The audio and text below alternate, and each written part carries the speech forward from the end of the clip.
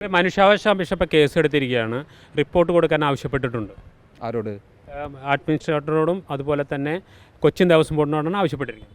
അതിനെ സംബന്ധിച്ച് എനിക്കറിയില്ല. അത് അങ്ങനെ ആവശ്യപ്പെട്ടിട്ടുണ്ടെങ്കിൽ റിപ്പോർട്ട് കൊടുക്കും. അത് ഈ പുതിയ മാനേജ്മെൻറ്റ് കമ്മിറ്റി ഈ അധികാരം ഏറ്റെടുത്തിട്ട് കൃത്യം ഒരു വർഷമായിട്ടുള്ളൂ. 5/3/2024 സത്യപ്രതിജ്ഞ ചെയ്ത് അധികാരം ഏറ്റെടുത്ത കമ്മിറ്റിയാണ് ഇപ്പം നിലവിലുള്ള കമ്മിറ്റി.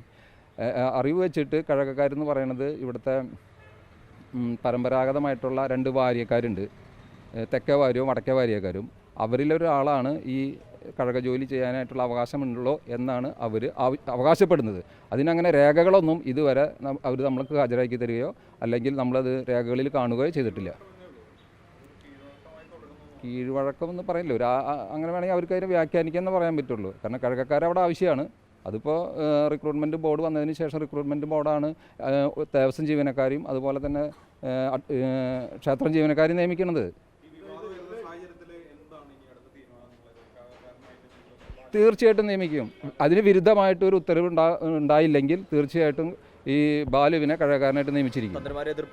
എതിർപ്പുണ്ടായാലും അതൊന്നും വകവെച്ച് കൊടുക്കില്ല. അത് ഉചിതമായിട്ടുള്ള തീരുമാനം എടുക്കുക. കാര്യത്തിൽ അവരുടെ പേരിൽ നടപടി എടുക്കും. തന്ത്രിമാരുടെ പേരിൽ നടപടി എടുക്കും. സഹകരിച്ചില്ലെങ്കിൽ തന്ത്രിമാരുടെ പേരിൽ നടപടി എടുക്കും. ശക്തമായ നിലപാടായിട്ട് മുന്നോട്ട് പോകും.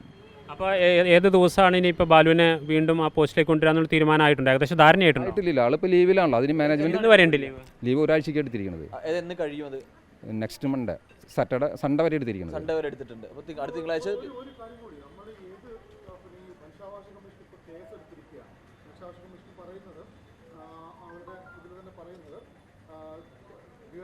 കൊച്ചിൻ ദേവസ്വം കമ്മീഷനും കൂടൽമാണിക്യം എക്സിക്യൂട്ടീവ് ഓഫീസറും അന്വേഷണം നടത്തി 2 ആഴ്ചയ്ക്കകം റിപ്പോർട്ട് സമർപ്പിക്കണമെന്നാണ് പറഞ്ഞത്.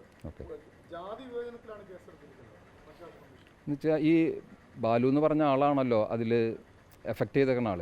അദ്ദേഹം അങ്ങനൊരു പരാതി നമുക്ക് ഇതുവരെ തന്നിട്ടില്ല.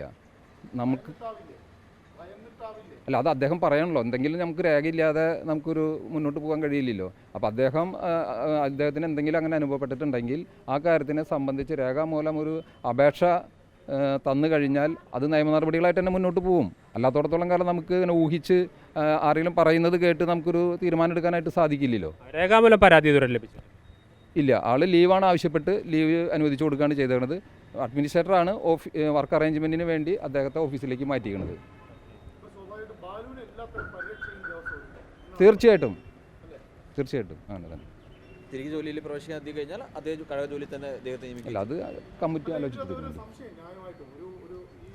തന്ത്രിമാർക്ക് ആരോടാണ് കമ്മിറ്റ്മെന്റ് എന്നുള്ള ചോദ്യം പൊതുസമൂഹം ഉന്നയിക്കുന്നുണ്ട്. കാരണം ഡയറ്റ് അവിടെയുണ്ട്, അവിടെ ചെയ്യേണ്ട കർമ്മങ്ങളും ക്രിയകളും ഒക്കെ ഉണ്ട്. അതാണ് 1.5 ആഴ്ച 24-ാം തീയതി മുതൽ 7-ാം തീയതി വരെ അവർ പൂർണ്ണമായും വിട്ടു നിൽക്കുകയാണ്. ആ ചോദ്യം ദേവസ്വത്തിന് ഇല്ലേ?